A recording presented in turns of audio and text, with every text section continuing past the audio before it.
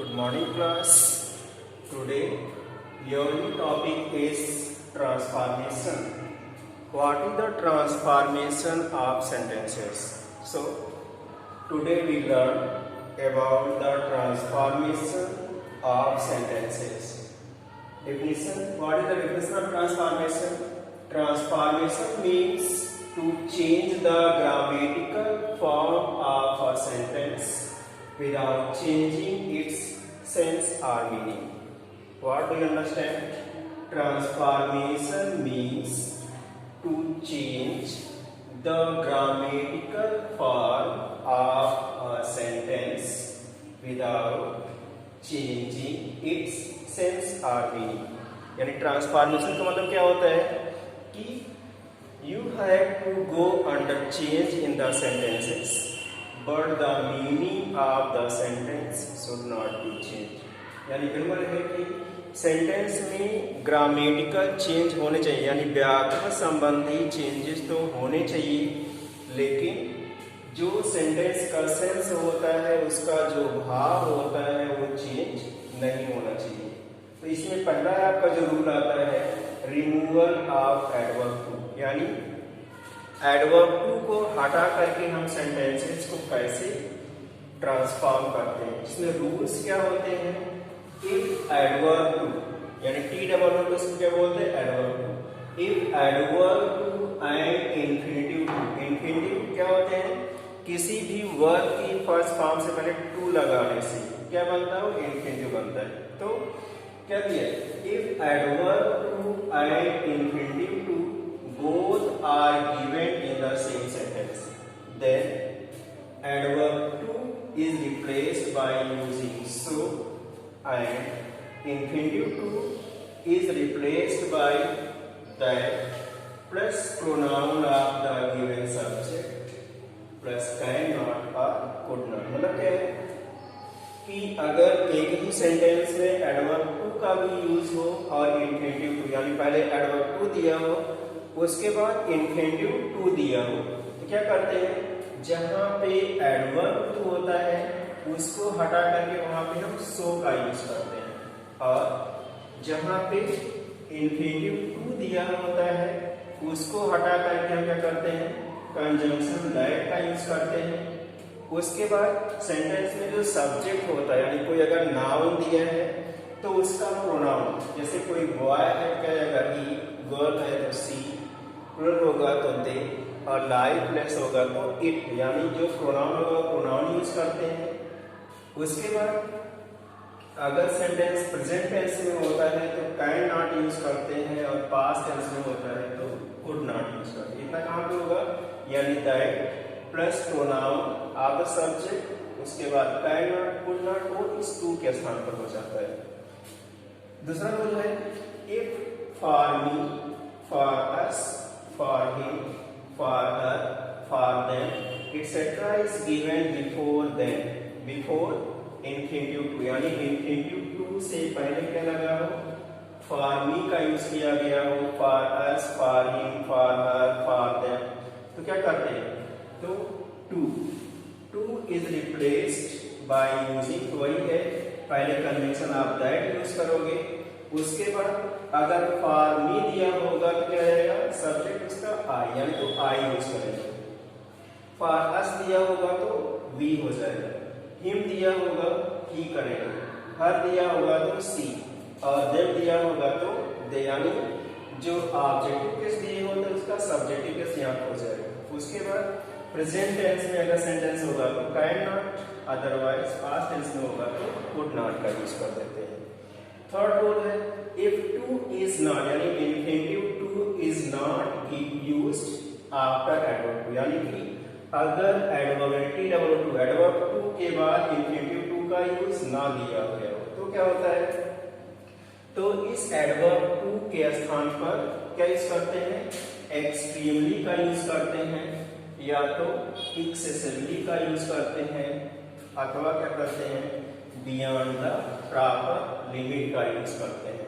तो adverb to को remove करने के लिए तीन रूल्स होते हैं, यानी तीन चीजें हैं जो आपको याद रखनी है. क्या करना है?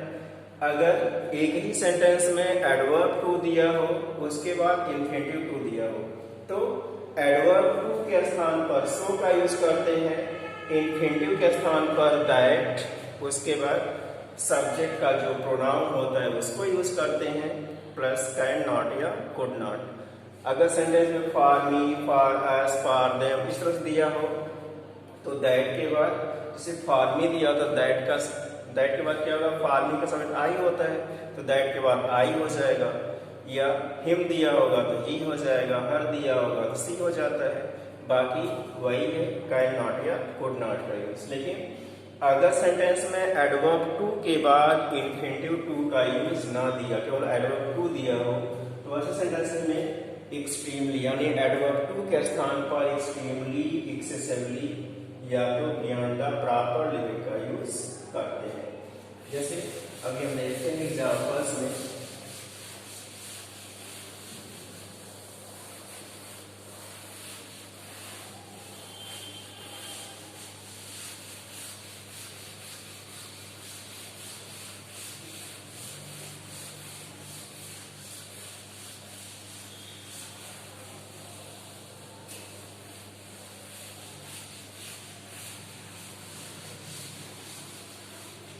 तो रिमूवल ऑफ एडवर्ब टू में एग्जांपल्स देखते हैं। इसे भी कहा जाता है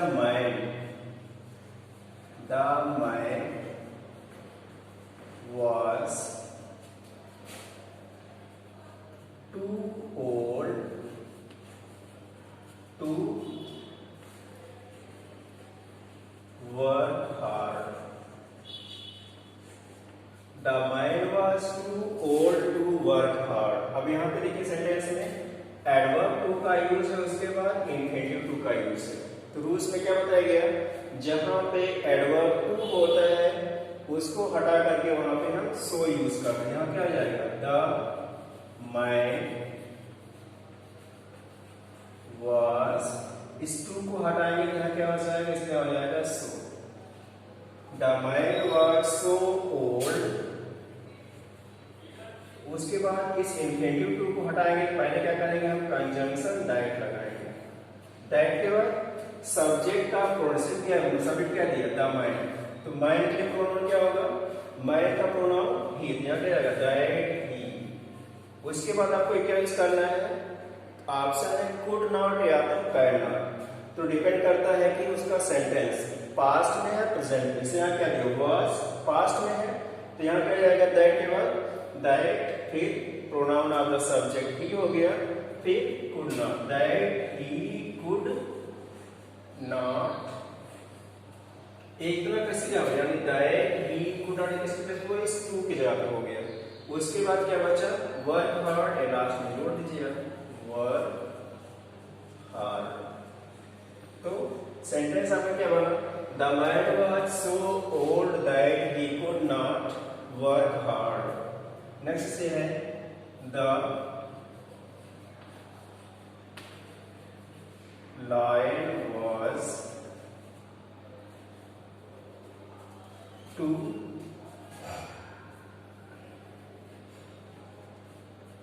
week to go out for hunt. The lion was too weak to go out for hunt. Change करेंगे, इसको ट्रांसफॉर्म करेंगे तो the lion was, इस टू को हटाएंगे तो यहाँ पे आ जाएगा so. The lion was so weak, फिर इस टू को हटाएंगे तो यहाँ पर कंजंक्शन हो जाएगा दैट, फिर सब्जेक्ट क्या है द लायन, लाइन के लिए क्या यूज करेंगे हम प्रोनाउन ही, दैट ही। उसके बाद कैन नॉट कुड नॉट उसी का यूज करेंगे, जैसे जहां भी वॉइस दिया क्या आएगा could not, that he could not go out for Hunt.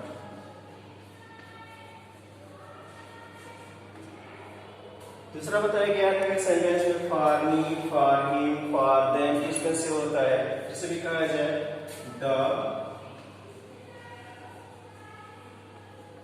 Box is too heavy. The box is too heavy for me to lift it. The box is too heavy for me to lift it. क्या बना इसमें? अब इसमें देखिए to का use है और for me की बात हो रही है, इसमें क्या है फॉर मी दी है। तो मैंने क्या बताया था कि अगर इंफिनिटिव टू से पहले for me, for him, for them इस तरह के वर्ड आते हैं तो बाकी सारे चीज पहले से आप करते हैं वैसे करिए। द बॉक्स इस टू को हटाएंगे तो यहाँ क्या होगा so. The box is so heavy. अब इसमें से फॉर मी टू ये पूरा हटेगा, इसके आप लगाओगे कंजंक्शन यूज करोगे दैट। अब दैट के बाद यहाँ फॉर मी दिया है, इसमें देखिए सेंटेंस में ये जो ही यूज किया गया है इस सब्जेक्ट के कार्ड यूज किया गया है। सब्जेक्ट मैन था, मैन का प्रोनाउन ही हो गया। इसमें तो ऐसे लायक सब्जेक्ट था उसका प्रोनाउन ही हो गया। लेकिन अगर सेंटेंस में for me, for them, for her इस तरह दिए होते हैं तो हम इस शब्द नहीं देखते हैं। इसको देखिए आप, इससे फॉर मी दिया जाएगा दैट के बाद मी का शब्द क्या था आई जाएगा दैट आई। इसके बाद कैन नॉट या कुड नॉट। अब यहाँ से सेंटेंस क्या है इस लगा यानी कि प्रेजेंट में, यहाँ क्या जाएगा दैट आई कैन नॉट या कांट भी लिख सकते हैं। कैन नॉट या can't lift it. The box is so heavy that I cannot or can't lift it. Next is here. The sum was too difficult. The sum was too difficult for them to solve it. The sum was too difficult for them to solve it. इसको transform करेंगे तो बनेगा the sum was to के place पर use हो जाएगा so difficult. The sum was so difficult. अब इसमें for them ये पूरा हटेगा, कंजंक्शन यूज करेंगे that। अब that का से for them दिया है तो them का शब्द क्या होता है they, यहाँ जाएगा that they। इसके बाद can not या could not, यहाँ was past में क्या जाएगा that they could not solve it.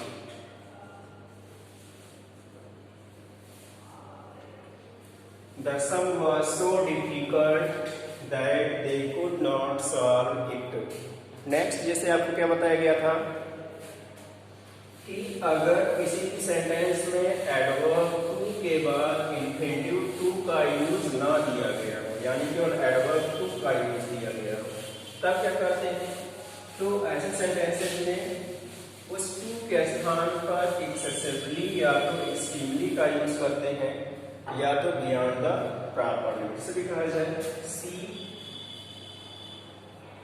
Is too eager for praise.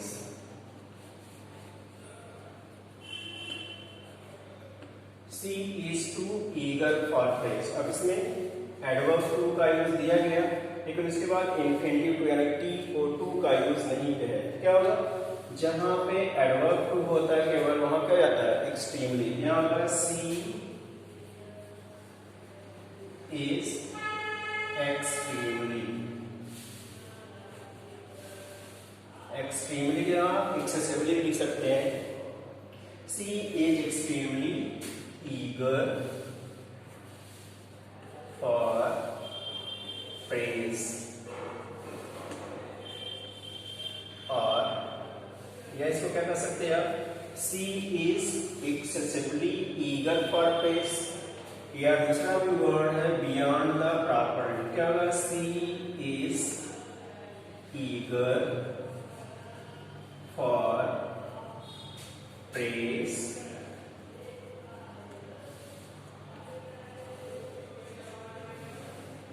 Beyond the proper limit.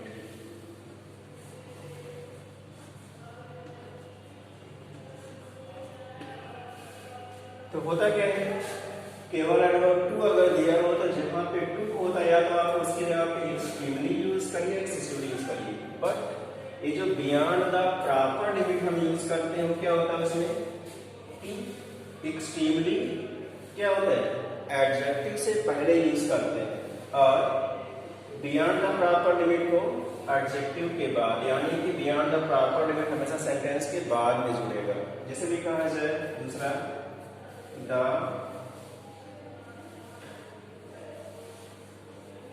Coffee was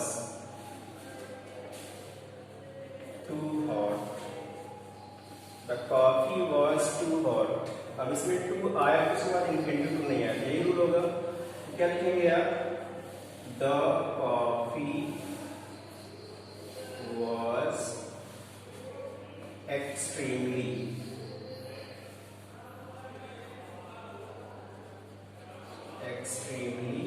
hot. The coffee was extremely hot. और दूसरा क्या बना सकते हैं? The coffee was hot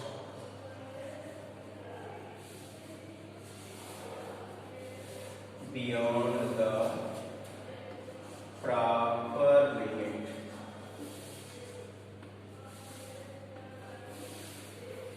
so students, transformation में आज का जो आपका टॉपिक था रिमूवल ऑफ एडवर्ब टू, उसमें क्या है? You have to remember only 3 things. कौन कौन सी बात याद रखनी है?